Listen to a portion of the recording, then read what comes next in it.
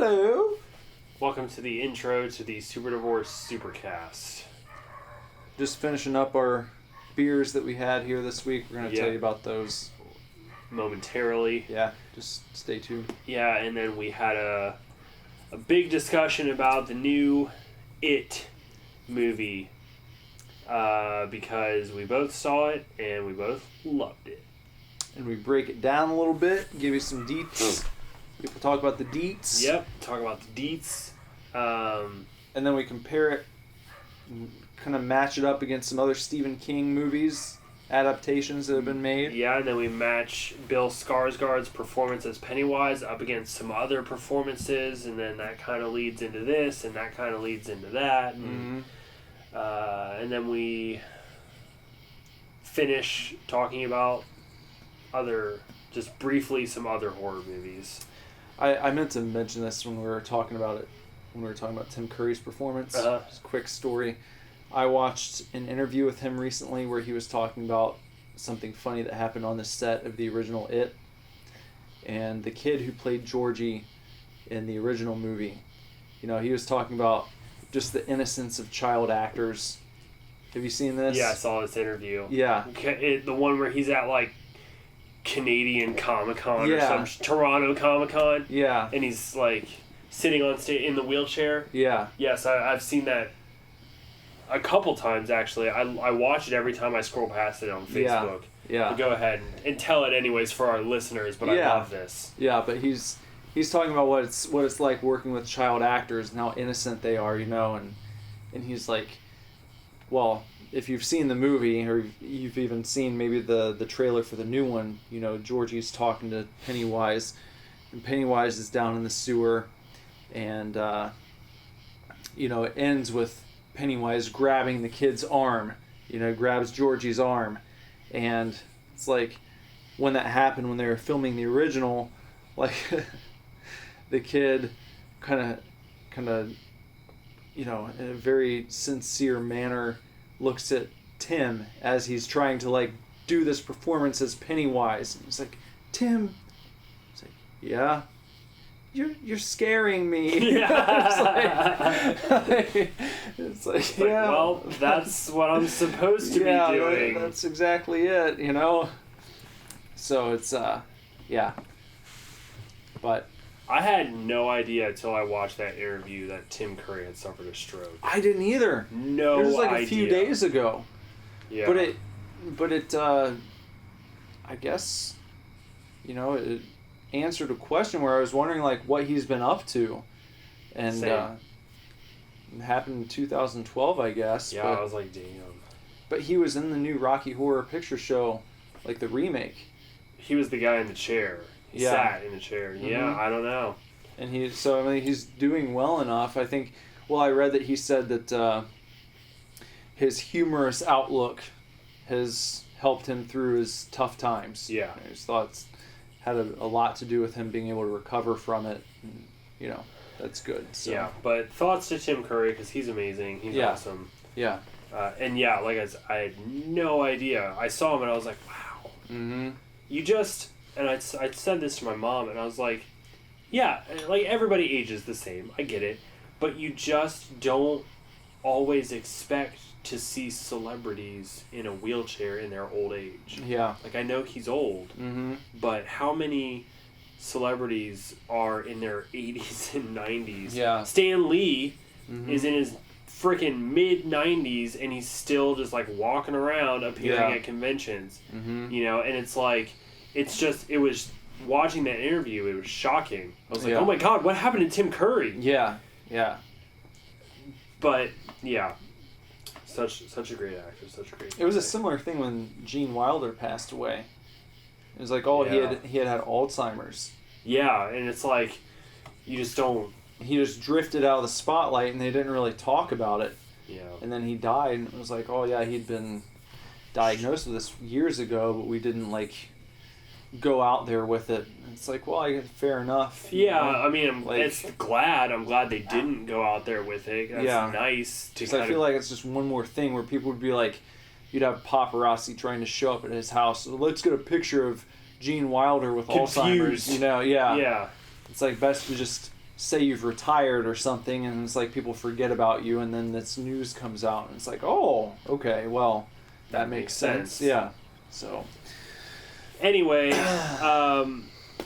enjoy this episode. While you're enjoying this episode, please check us out all over the internet. You can start at www.superdivorceme.com.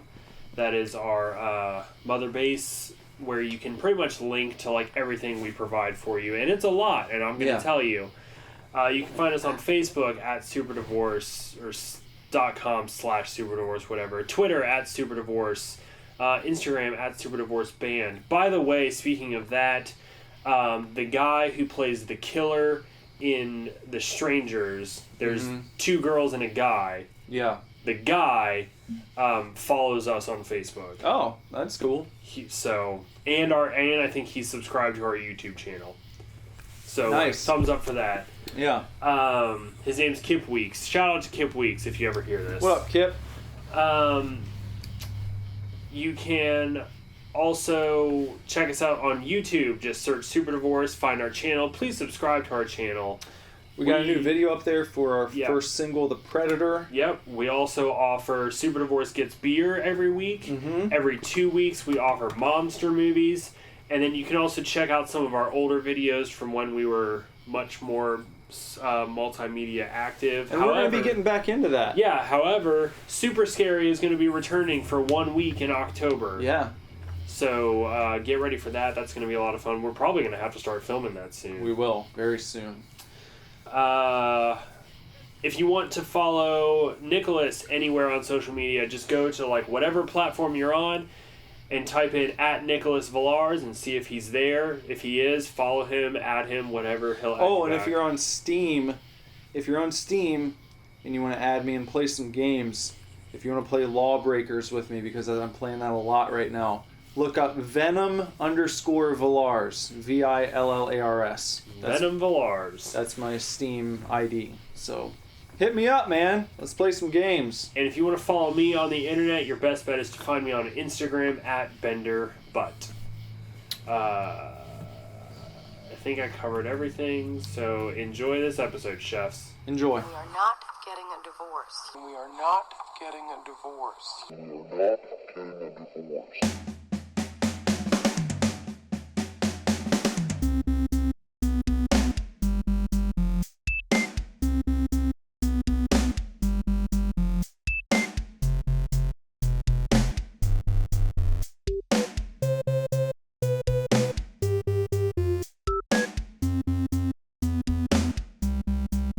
Hey man, welcome to the Super Divorce Supercast. This is Nicholas. And Bender. What up? Hi. We're a little late on the new episode. Yeah. That's okay. Sorry about that. Lots of stuff happened. Well, Nick went out of town, just sort of impromptu. Yeah, very impromptu. Which is cool, because he went out of town to celebrate his wife's birthday. So, like, you have to excuse us for that. Yeah. I mean, like, you can't not excuse us for that. I mean, I guess you can not excuse us, but you're kind of a dick. Yeah, exactly. You, so. Yeah. And then, by the time he got back, I was gone for Horror Hound, and then we both did stuff over the weekend, so we were like, well, let's just do stuff over the weekend and then talk about it on Monday. Yeah. So that's why we're here now and you're getting an episode. I don't know when you're going to get this episode, but maybe tonight. Maybe tonight. We'll see. Because I'm going out tonight as well. Right. So we'll see when I get home. We're busy boys. Yep. B-boys. Let's do our beer me real quick, because we just got back from seeing our friend over at the local Maristop. Alec. And we went with the Fathead's Spooky Tooth Imperial Pumpkin Ale this week. Yeah, because we're getting into the Halloween spirit. Yeah, we are. Alcohol by volume 9%. Whew! So it's a big boy beer. Yeah, it's big boy beer. Rich amber color with aroma of sweet pumpkin pie and savory spices with hints of sweet malt. Rich and creamy with a chewy mouthfeel. Sumptuous mouthfeel. Yes. That you can sink your teeth into. Flavors of pumpkin up front, and then sweet malt, pie crust, spice, hints of brown sugar, and a clean finish. We stopped just short of the whipped cream, but we like the way you think. The pumpkin brew with bite. Yeah. is what it says. It also says, chill out, man, have a beer. And you've got a rotund man on the front who's channeling Dracula. Yeah, you guys may have seen the Fatheads logo before. It's just the Fatheads man. He has a fat head, and he's dressed as Dracula.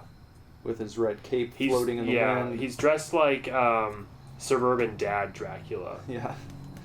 With a moon, a spooky moon in the background, and some spider webs on the fat head's little pumpkin brooch under his neck. Pumpkin brooch. And then a nice dark orange and light orange mix surrounding the Fatheads logo on the rest of the label with some white spider webs. So now that you've got a good image in your mind, cheers. Cheers.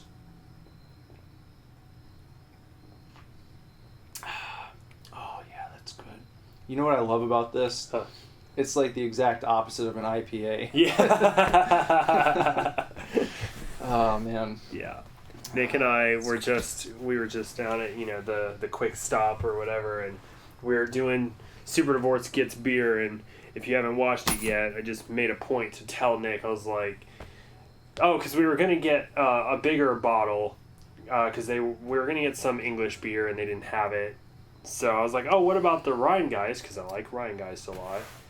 And then I was like, wait, never mind. And Nick was just like, it's an IPA, isn't it? And I was like, yep.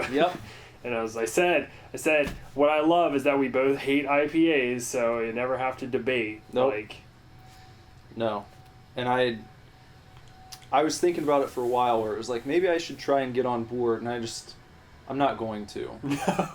Stick to your guns. I'm going to stick to my guns on this one because there are plenty of dark beers out there. Mm-hmm. You just got to find them. And I don't need to try and convince myself that IPAs are good. I like that almost every time we do Beer Me, we have to disparage the IPA. Yeah. Well, they deserve it. They do. They're gross. Stop drinking them. They're gross, but they have taken over the beer market to the degree where you just you can't find anything but fucking IPAs. It's like you can't be mad if vinyl takes over the music market because there's a vinyl just has a different sound to it and it sounds cooler. I mean, I guess you can make the argument, well, IPAs taste better than whatever. So I get you can really make the argument about anything, but most people can agree vinyl is just it sounds good. Multiple reasons to enjoy vinyl. Well, yeah. Yeah. You get your big cover art. I love that. It's nice. It's nice for the collection. Uh-huh. It's a big piece of physical merchandise. Right. It's crafted. It's a crafted item because you have to. They record and they have to watch it. But then they'll say, "Well, our IPAs are finally crafted too." Fuck your IPAs. I don't fucking care, man. It sucks when the market is so dominated by IPAs. Yeah. And it's I feel like it's a total hipster mentality behind it too. Just oh well, if you're not on board with IPAs, clearly you have not. You're not a refined beer drinker, such as myself. Haven't done your due diligence in the realm of beer drinking. There's just a lot that can be done with a beer like this. Yeah. There's so much flavor to it. Other flavors besides bitter. Pine and pine, forest, dirt. Yeah. So I'm gonna stick with dark beers, and you can keep your IPAs. Because dark beers are like the horror movie of beer. Mm-hmm. There's not as many of them, and they need to take over the market, but it's hard because all the action movies, IPAs, keep overshadowing them. Yeah. They just need their it. Yeah. Which Speaking we of both which. saw recently. I saw it last night. Impressions?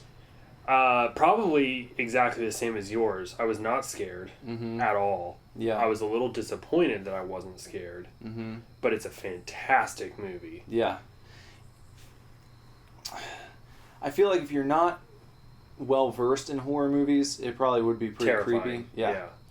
But if you've seen a lot of them, as far as like the type of scares they go for and the gore and whatnot, it's not that any of it's done badly. No. It's just that it's not going to scare someone who's well versed in horror movies unless you have like a strong aversion to clowns or something like that. Right.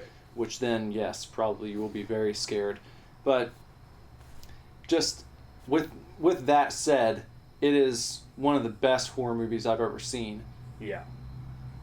And it didn't need to scare me to do that. No. It's almost like it goes into this realm of like, I don't know. It feels almost like a fairy tale in a way. Uh-huh. And it's got that like, it did such a good job with the dynamic between all the kids. Yeah.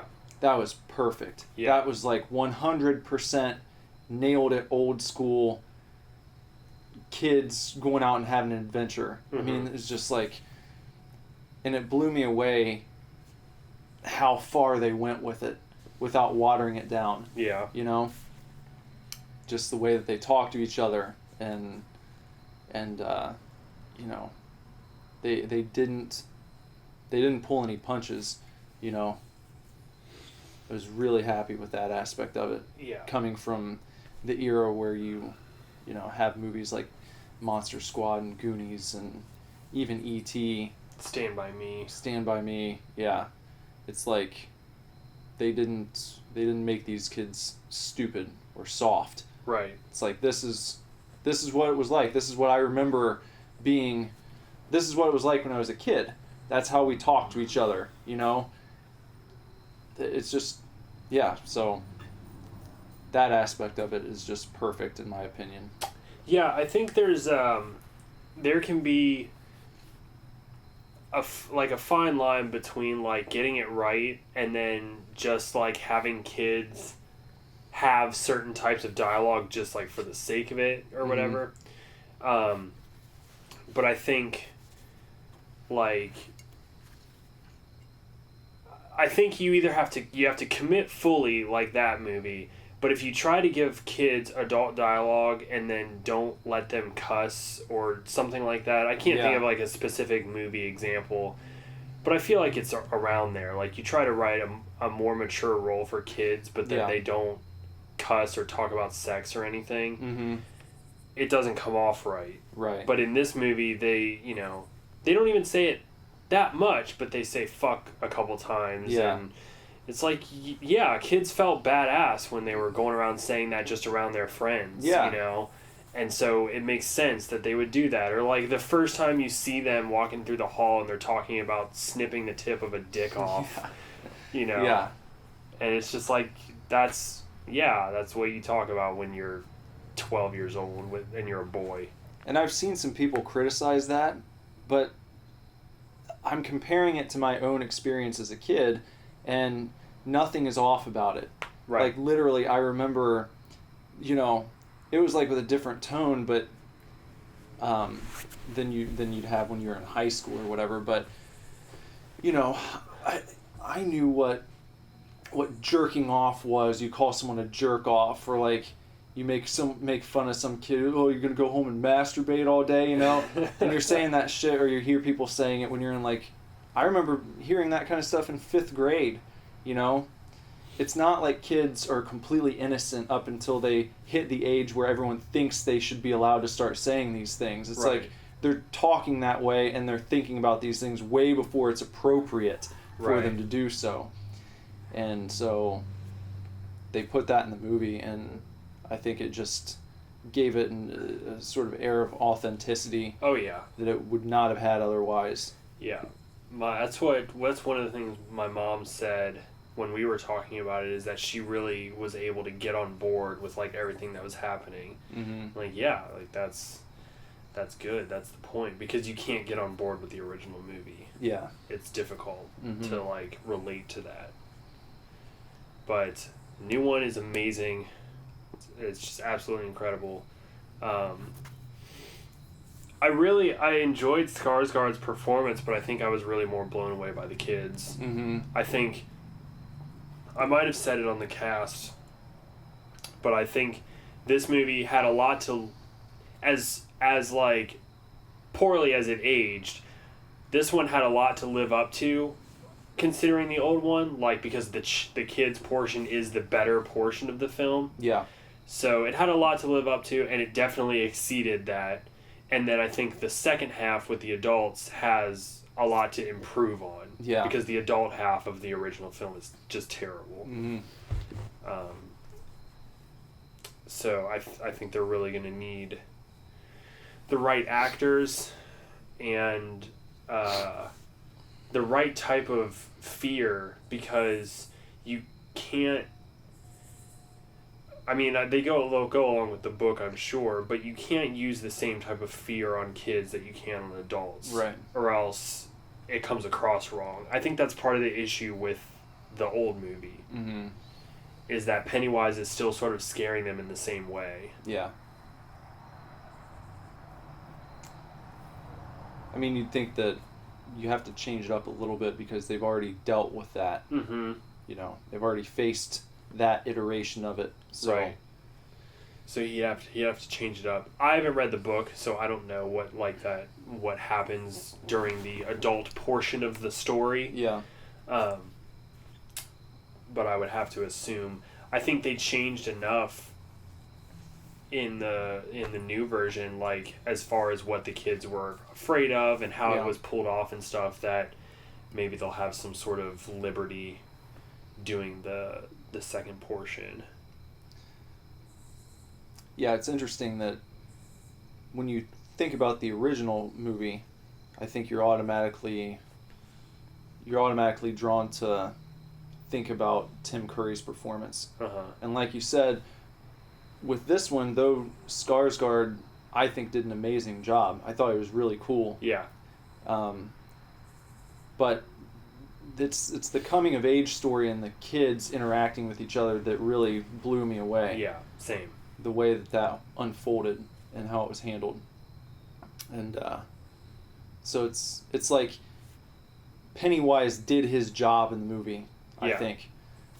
But the way that the level of acting and the way that it was written for the kids, I mean, you've got the combined power of all of those people working together versus just Skarsgård's performance as Pennywise. So it kind of gives them an advantage if they pull it off correctly, that you're going to be more impressed because they're on screen more than he is, right. and that's really what the film is, you know? The trailer and the lead up to it, everyone's just thinking about Pennywise. You go and watch it, and that's almost, I don't want to say a side piece, but it's definitely not what I walked out thinking about the most. Right.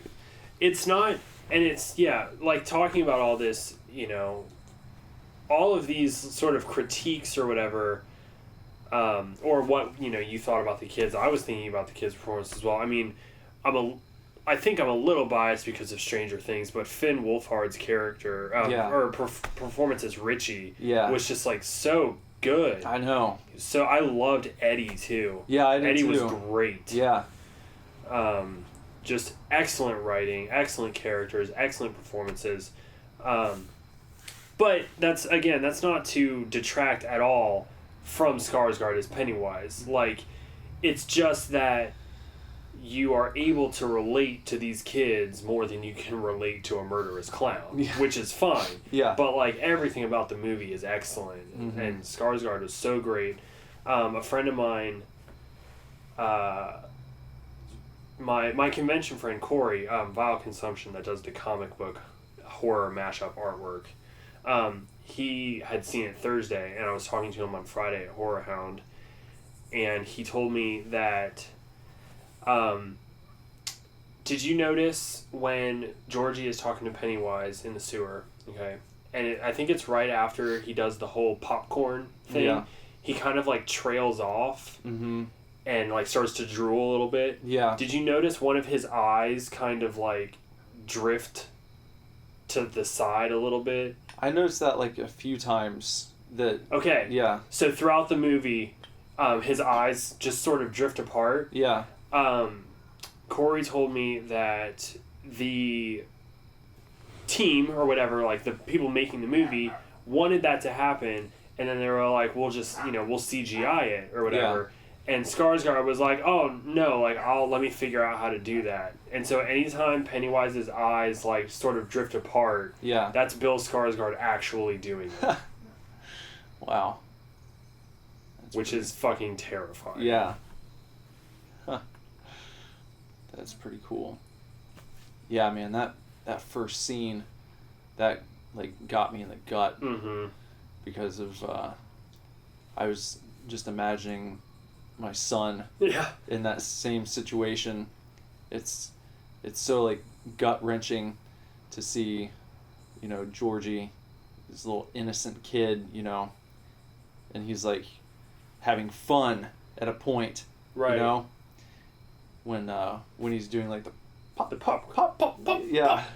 And then just like from right there when that look comes across his face, you can tell like Georgie picks up on it. He's like, this is not cool. Yeah.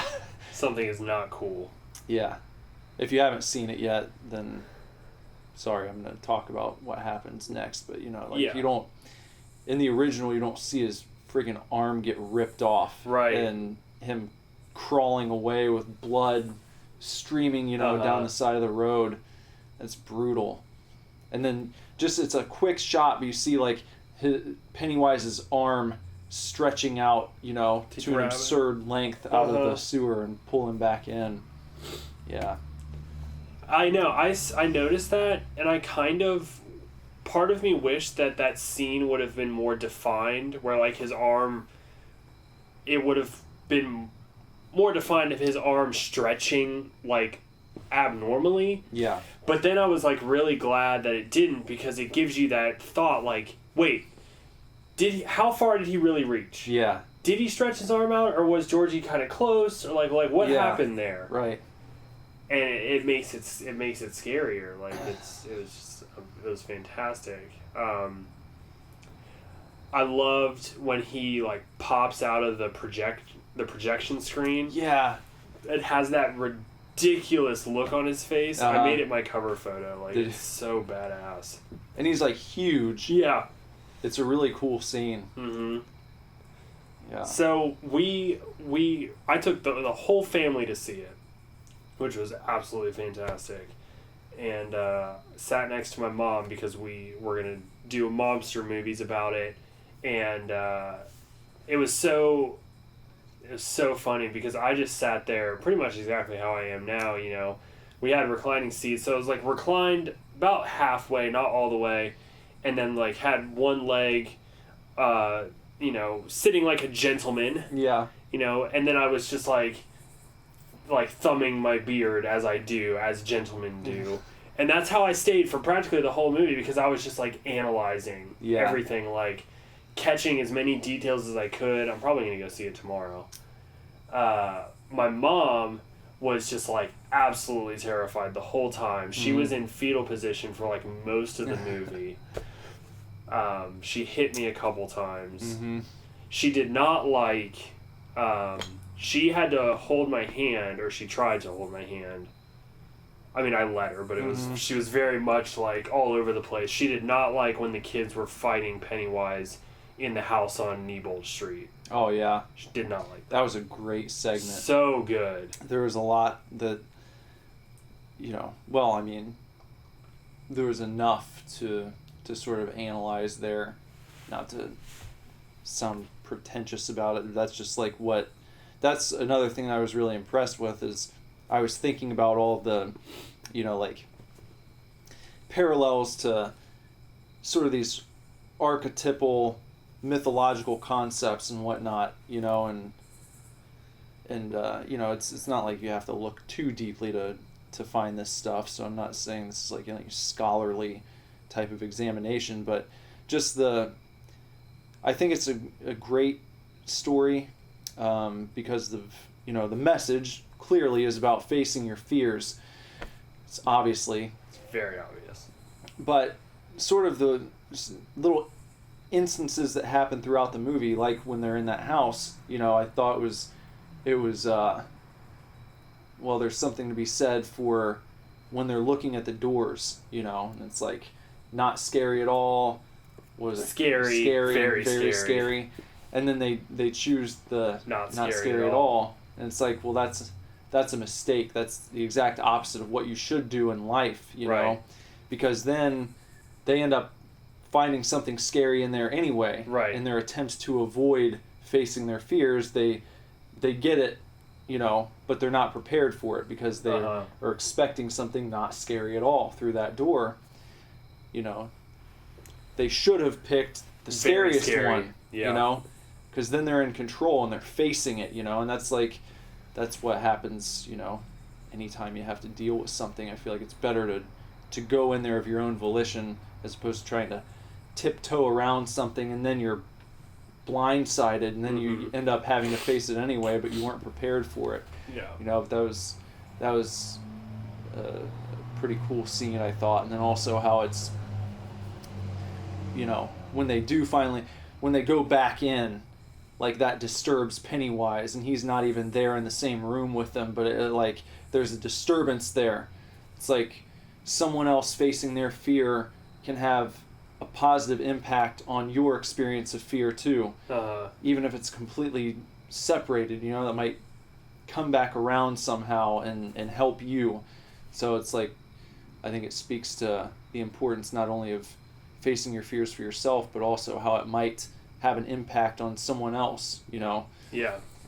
You doing your best can kind of have a ripple effect and embolden other people, even if you're not necessarily aware of it right at the moment. So but there's a lot of stuff like that throughout the movie that I just loved. That's why I want to watch it. Like, immediately I wanted to watch it again. I do too.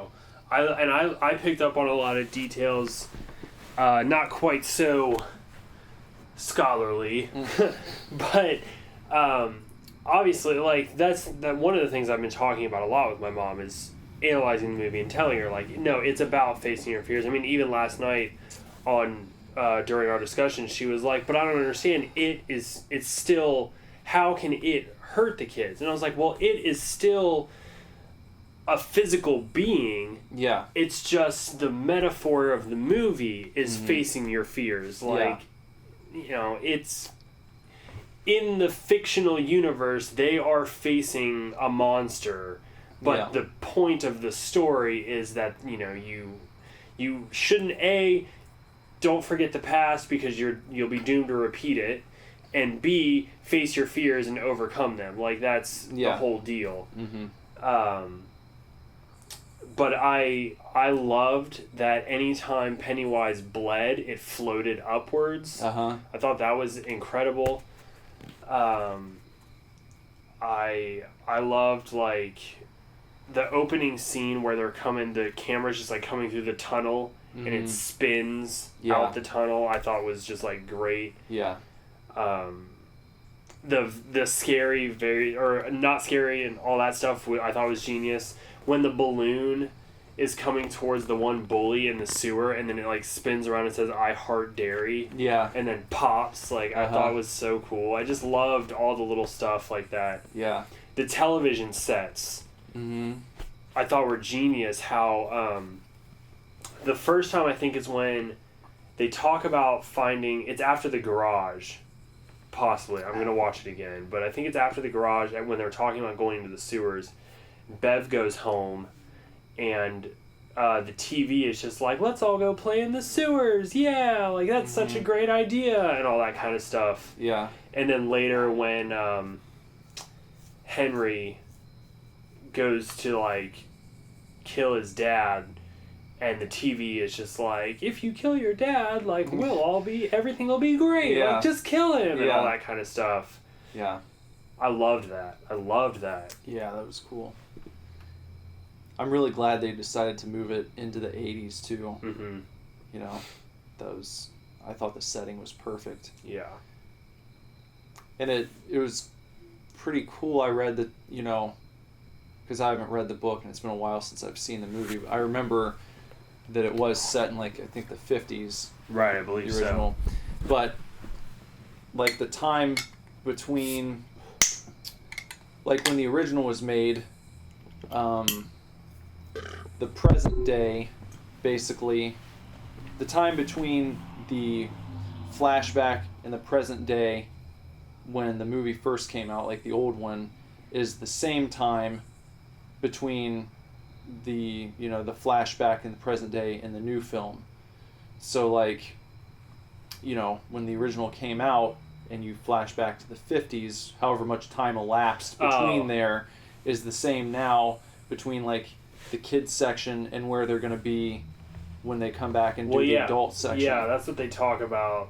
One of the things is that it came out in 1990, I think, and in the book, Pennywise, so to speak, appears every 27 years. And so 27 years after the first movie came out, now they're coming out with another one. Yeah. Pennywise is coming back. It's just really cool. Yeah. But yeah, I get what you're saying. Like, this new movie, the flashback, because it takes place in the 80s, it's the same amount of time between the 80s and now as it was in the 50s and 80s of the original movie. Right. Yeah. Yeah, I get it. That's pretty cool. It is cool. It's very well. They did a really good job. The biggest opening weekend for a horror movie ever. I know. I read that. Last number I read was $179 million on a $35 million movie. That's great. Yeah. So that means, I know there was probably no doubt in anyone's mind, but we will get Part 2. Sequel, and it'll probably be done pretty damn quick because... I would imagine we're going to wait maybe 2 years for a sequel, if that. I hope they release it around the same time, too. It seems to have worked out very well for them in a time that is generally pretty dead. People are but I think they released it at a time where like people are sort of like getting into the Halloween. Yeah. It's like the precursor, it's early September. Yeah. Weather's starting to change. It's kind of like, okay. And it's one that I can easily go back and see at least probably two. Yeah, at least two more times. Yeah. I agree. I'm probably going to go tomorrow. And then I'd like to see it maybe one more time in theaters. It's excellent. Yeah. The more we talk about it, the more I'm excited to see it again. Mm-hmm. That doesn't happen very often. It's like a lot of movies are good, but it's like, okay, well, I've seen it. I saw it. Yeah. Yeah. It's good, But this is like, I want to go back and see what I missed, Yeah. And zero in on that stuff because I feel like it's just there's so much there to unpack. Mm-hmm. And I'm going to be interested to see how some people might think this is blasphemous to even bring up, but like, is this the best Stephen King adaptation ever? Is it better than The Shining? I would watch this movie. I can tell you right off the bat, I will watch this movie many more times than I'll ever watch The Shining in the rest of my life. Yeah, but here's the thing about that, and I totally agree with you.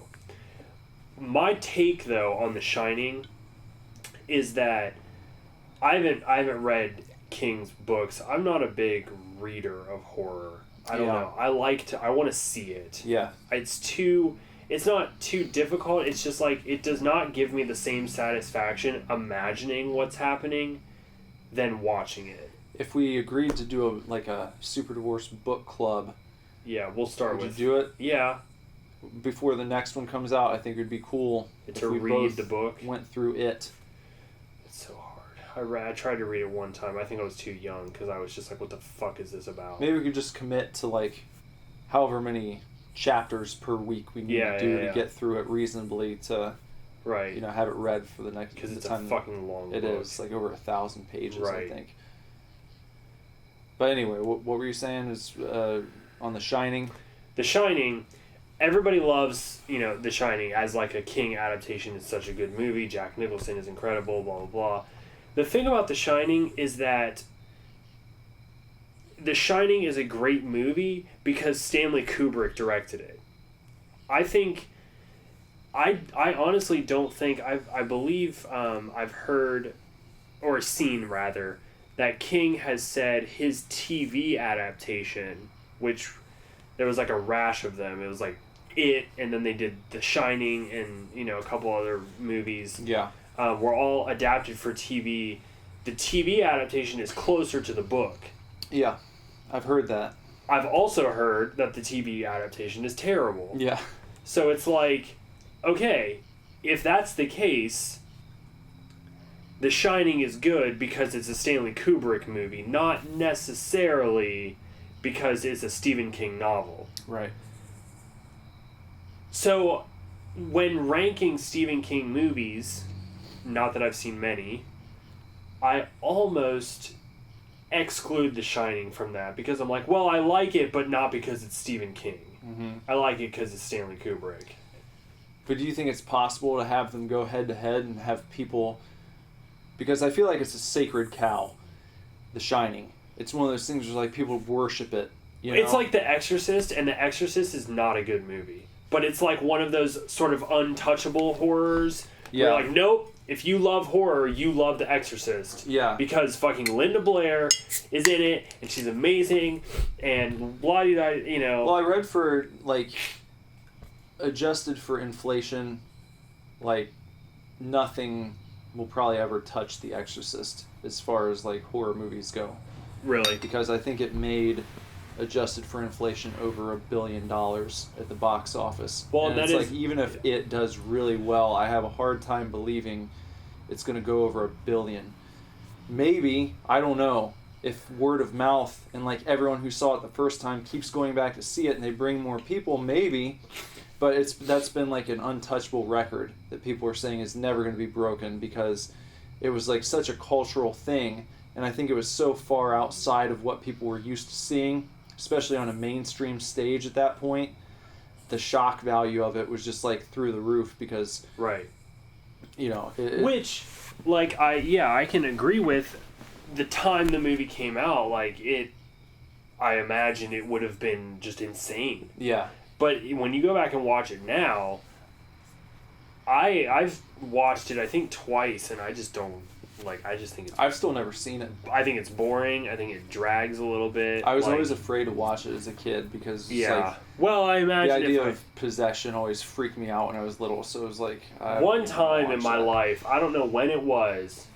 One time in my life, I heard somebody say, if you believe in possession, you invite possession to happen to you. And I stopped believing that it was possible at that point. It's a good strategy. Like, I heard that and I was like, oh, so I can't get possessed then because it's not real. Yeah. And that's... Now I just, like, watch possession movies and I'm just like, this is ridiculous. There you go. They're going to stay away from you. Yeah, exactly.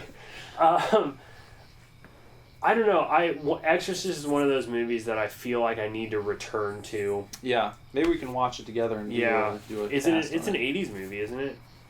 Or is it a 70s? Late 70s. It might be 70s. I don't know. I have to, yeah. I don't know. I can't remember where I was going with that.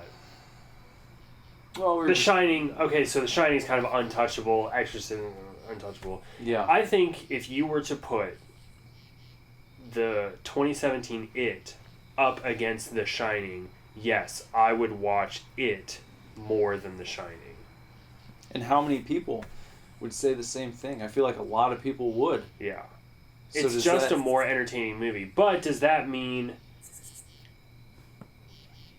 You know, but is that fair to say? Because I do think that movie making has changed over all that time. Mm-hmm. So, has The Shining... You know, really the argument is, has The Shining aged well enough to go up against 2017's It? Mm-hmm. I don't know. I feel like those would easily be, and maybe some people would make an argument for Carrie, because that's another... I forgot Carrie was a King movie. I do enjoy Carrie. Both Carrie movies are good. The remake is mostly good because it's basically a shot for shot. Yeah. More or less. So if you put Carrie and The Shining and the 2017 It up for best Stephen King adaptation of all time, like, it's been a while since I've seen Carrie or The Shining, so I'd have to go back and give them a serious watch. But, like, I have a hard time imagining I would come out of that thinking that either one of those were better than the new It. it was just like so well done. Yeah. And it didn't, like, the great thing about it is that it didn't have to scare me. No. For me to consider it one of the best horror movies I've ever seen. Yeah.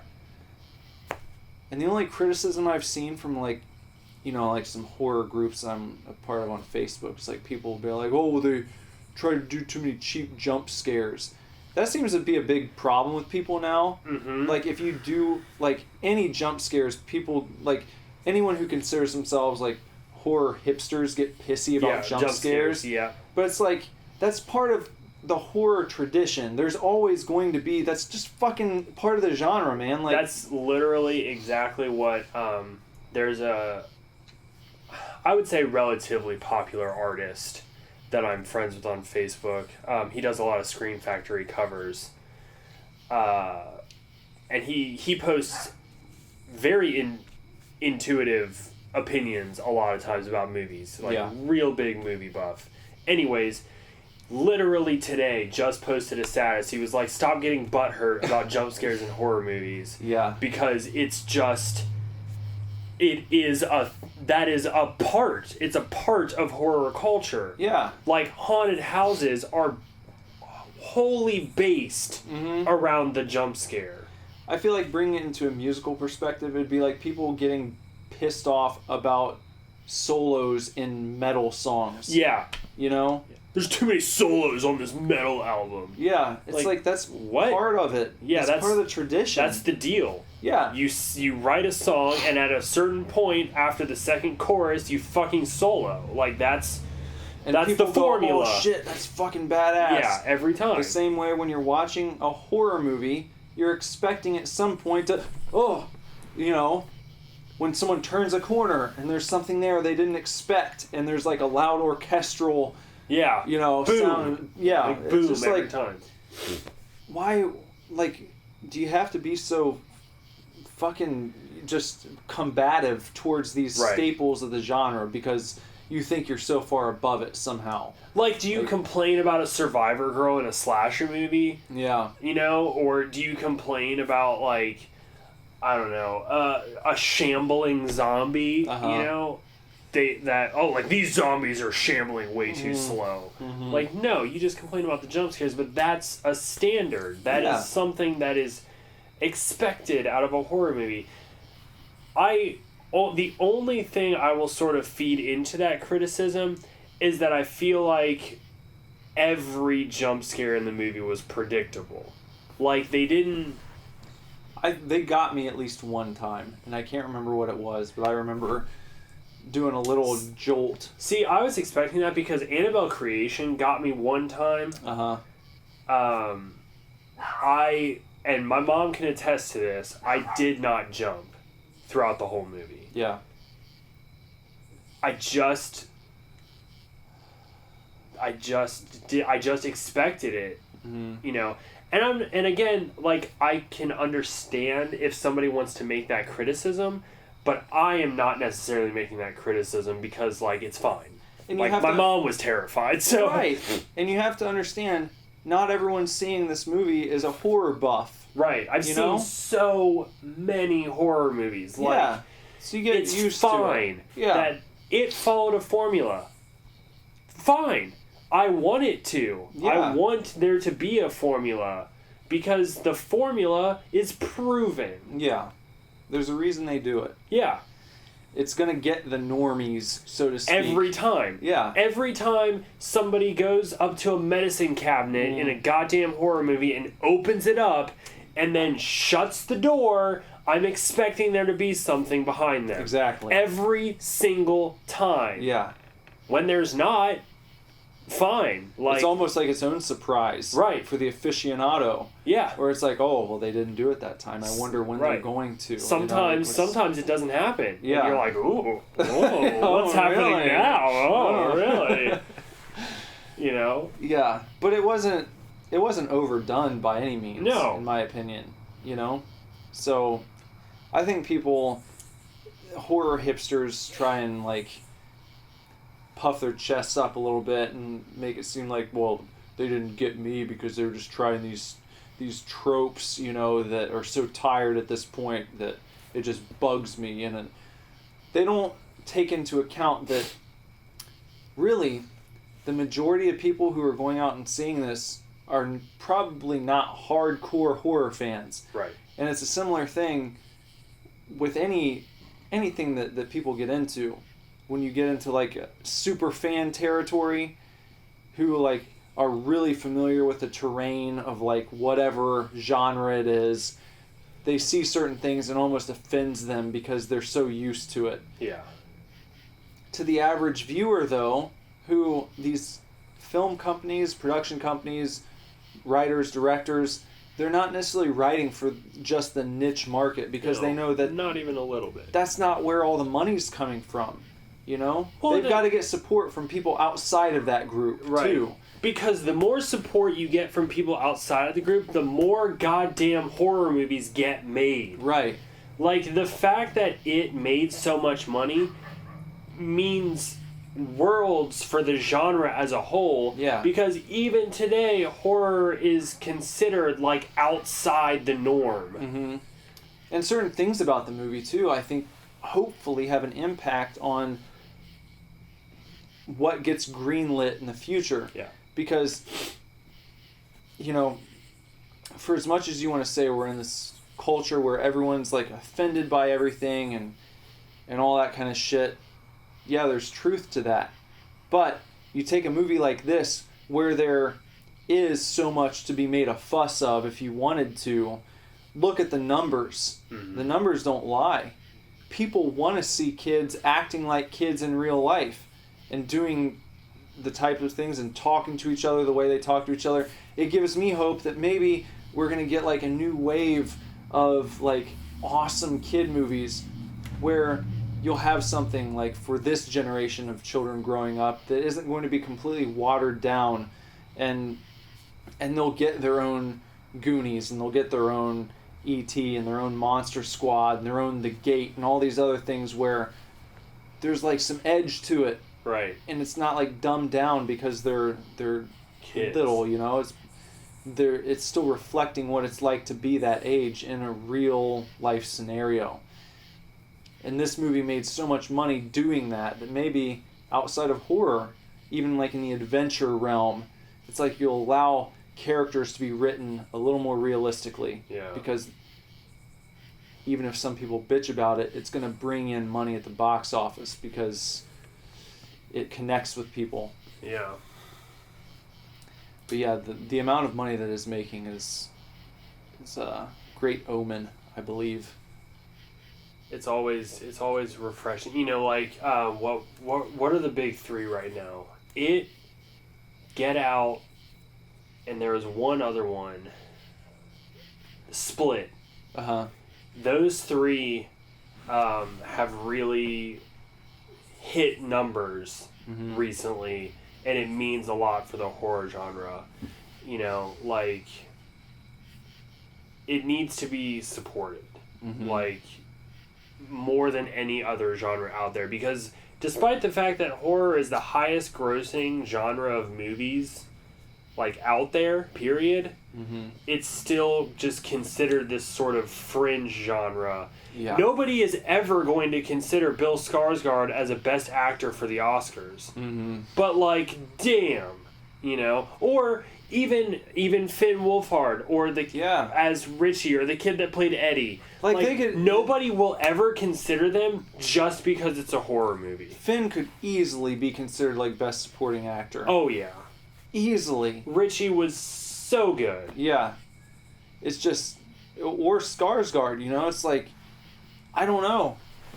Maybe it would be a surprise thing to have. If you're gonna consider Heath Ledger, that's exactly what I was thinking. As the Joker, yeah, for like a best supporting actor or a best actor performance, if you're gonna give something like that to Heath Ledger, this is the exact same scenario. Yeah, Heath Ledger versus Jack Nicholson, and Pennywise or Bill Skarsgård versus Tim Curry.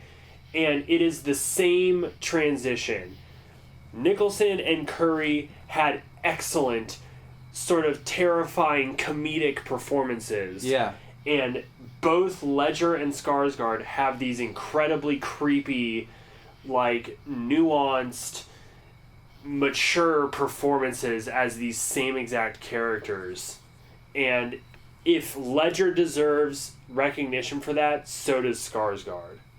But they won't do it because it's a horror movie. Maybe they will. Maybe they will. Maybe I mean, I hope that they will. But just think about how can you not look at the reception and at least consider the idea? Right. Because, like, that's... I feel like if The Dark Knight wouldn't have done as well as it did, Ledger wouldn't have gotten that. You know, No. He wouldn't have been put in the mix. But maybe this is one of those weird instances where it's like you can't ignore the reaction that the audience has had here, because especially in a situation where you're trying to live up to an iconic performance, right. You know, and you do it in your own way, and it's really fucking good. You know, that's just, yeah. Like, I think if there was a chance for a horror villain to get that nod, it would be this. Yeah. I don't know what would, if not this, you know. So, I don't know. So good. How would you feel if Skarsgård got cast as the new Joker? I think he could probably do it. He could probably do it better than Leto. Oh, God. I could do it better than Leto. Yeah. I think anyone could. Ah, that was dreadful. Ugh. Disgusting. Yeah, I mean, unfortunately, I think literally his, like, facial structure places him in the same era of Joker as Leto portrayed. Yeah. But I feel like Skarsgård would do the same Joker better. Yeah. Nobody can do the Heath Ledger Joker, which was inspired by, like, the novel Joker, the Brian Azzarello or whatever. Yeah. It was, like, taken somewhat from that. Nobody can do that Joker except Ledger. Yeah. Nobody can do the Nicholson Joker except Nicholson. And I don't know exactly what that was based on. But there's this weird parallel, because thinking about this makes me, like, imagine it. And it's like, man, I could totally see, like, 1988 Tim Curry being a badass Joker. Because, well, it's similar character, right? You know, it's yeah, like Pennywise it is. In some ways. Especially Curry's performance as Pennywise, you could have almost done the exact same thing in Joker makeup, and it would have been fine. Yeah. So it's like a good Joker, or a good Pennywise would make a good Joker, and a good Joker might make a good Pennywise. Imagine Jack Nicholson. Well, yeah. Well, he's not a good Joker. No, he's not. Yeah, imagine Nicholson as Pennywise. I think he could have, had he been cast in the TV movie, I think he could have done it. Yeah. And Leto, or not Leto. Ledger. You know, Ledger could have done about the same thing. Probably. I mean, you know, you would imagine, considering his Joker performance. Yeah. Every time I talk about Heath Ledger as the Joker, I want to watch Dark Knight. Every time. It's so good. His performance is so excellent. Yeah. I cannot wait for it to come out on Blu-ray, because I will buy it right away and watch the shit out of it. I hope there's some cool special edition they do for it. Yeah, I'll buy it. Speaking of special editions, I just pre-ordered the Silent Night, Deadly Night special edition with the NECA figure from Scream Factory, because they were halfway sold out already. Of 2,000 units, they were half out. So I was just like, I guess I might as well. Because the more I think about it, the more I enjoyed that. I really enjoy that movie. Yeah. I mean, especially like the Super Scary we did. I like that movie. The more I thought about it, the more it became like a dark comedy. Yeah. You know. Yeah, it's kind of silly and funny. Yeah. And it's like, I want to make it a Christmas tradition almost.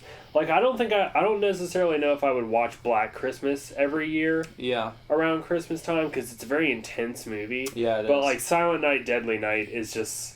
I think that there's still my favorite part of that movie is when they unroll that banner and it's got Santa on it. You know? And what's his name? the dude. I can't remember the main character's name. Yeah. I can't remember either. It's just like triggered. You know? It's just like Santa keeps getting shoved down his throat no matter what he does. Yeah. It's like no matter what, somebody's just like, hey, what about Santa though?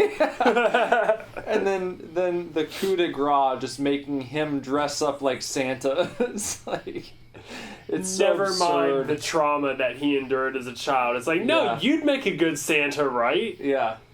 It's so funny. It's such a good movie. It's terrible, but it's a great movie. Yeah. I'm really excited for the special edition. Yeah. Get a little figure of him dressed up as Santa. Yeah. With that look on his face. Yeah. So what else we got? So we're talking about horror movies. The new Saw. I'm so excited for that. Like, honestly, it's probably going to be a terrible movie, and I'm so excited. Is Carrie always going to be in this one? I don't think anybody. Well, if he has, he's not listed in the preview. If he is, he's not listed in the previews. Or Was he anything. in the one before this? He was in Saw 7. Yeah. Basically, that's like the only thing that made me want to watch it again, and I don't think I watched any. I didn't see anything after the one with Donnie Wahlberg, whichever one that 4. was. Was that it? Well, did you see Donnie Wahlberg die? I don't believe so. Okay, well, spoiler alert. Okay, well, Donnie that's Wahlberg fine. dies eventually. Yeah. Was Donnie he- Wahlberg's in the second one. You haven't I think seen that's the second any one. of the other ones? I think I watched 1 and 2, and that was it. Damn. They're so good. Man. Are all of them, like, decent? 3, I don't like. Because I remember feeling like it was going to be like the Call of Duty of horror movies, because there was like one every year. Okay, and but it was you like, have to... yes. But consider there's 10 Friday the 13th, and there's 8 Nightmare on Elm Street But they weren't movies. like yearly installments. And I think that's why I became suspicious. Like, okay, but like how much are you like- putting into this if you're giving us one like every Halloween? Yeah, but It's like- I don't know a single detail about Nightmare 4. I mean, that's how I view the Saw franchise. I view it as a classic 80s franchise. It's not. Yeah. It's not a classic 80s franchise. But I approach it with the same mentality. And when you approach it with that mentality, 1 is amazing. Mm-hmm. It's revolutionary. Yeah. 2 is like a worthy follow-up. It's not as good, but it's there. Yeah. You know? 3, terrible. But an important movie. Why was it terrible?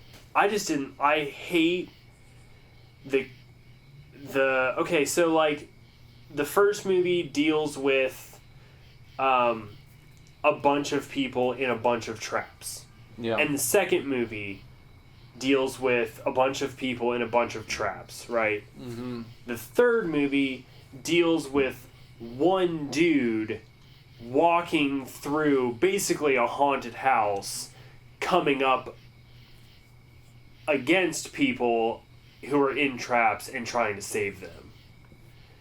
The third movie is just... I just don't like it. Okay. You'll have to watch it. I just don't like it, but it's an important movie in the franchise overall. Okay. Because, like, important things happen in Saw 3. Mm-hmm. 4, I love. I thought it was really cool. Don't know why, I just thought it was really good.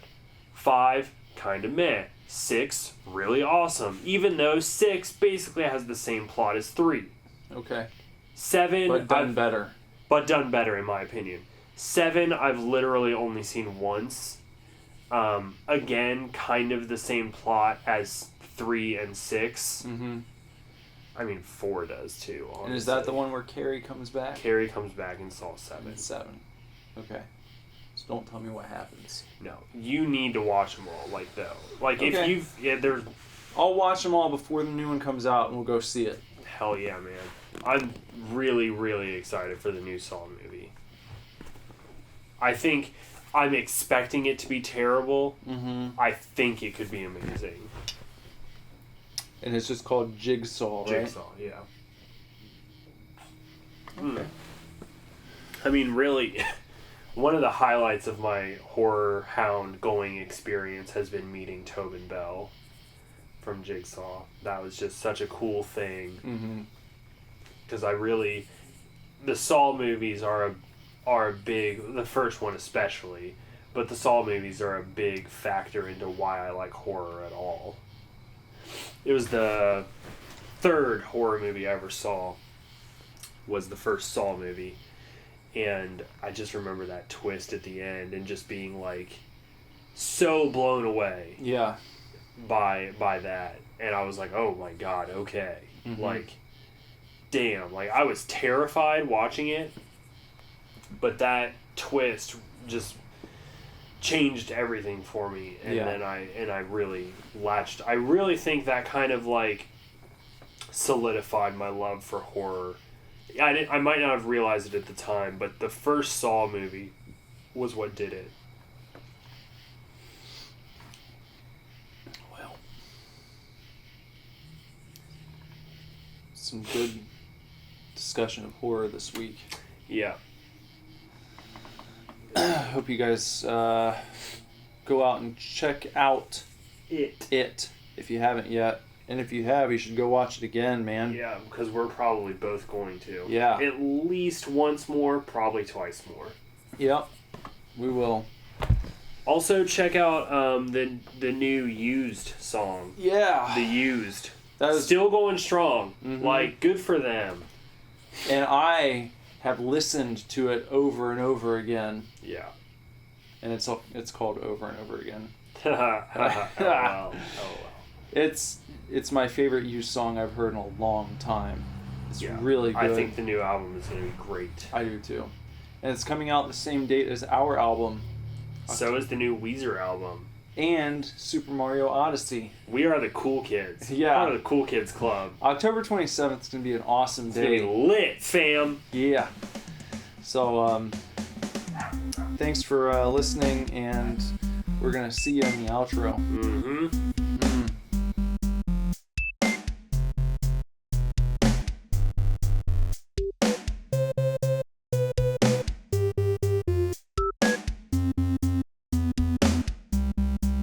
Hope you guys enjoyed that. It was a long-ass intro. It was. You got I would say it was like a fourth of a podcast It almost. really like a kinda fourth of an was. episode. Oh well. But now it's the outro. We were late with it. We were. So we provided a little more content there. Yeah. Little extra. A little something extra. Yeah. So, check us out all across the interwebs. SuperDivorceMe.com, your one-stop shop for all things Super Divorce. It's our mother base. Facebook.com/SuperDivorce. Instagram @SuperDivorceBand. Twitter @SuperDivorce. If you want to look me up on the internet, go to your chosen social media network and just look up Nicholas Villars. And you can also find me on Steam if you're a PC gamer. Venom_Villars, VILLARS. And Bender? If you want to follow me on social media, your best bet is Instagram. You can find me on Instagram @BenderButt. That's about it, right? That's about it. We'll see you not next week. We'll see you later this week. Yeah, later this week, technically. Yeah. Well, not technically. Definitely. Yeah. So, hope you guys had fun hanging out with us. We'll be back next time. Bye, chefs. Bye, chefs. Super Divorce.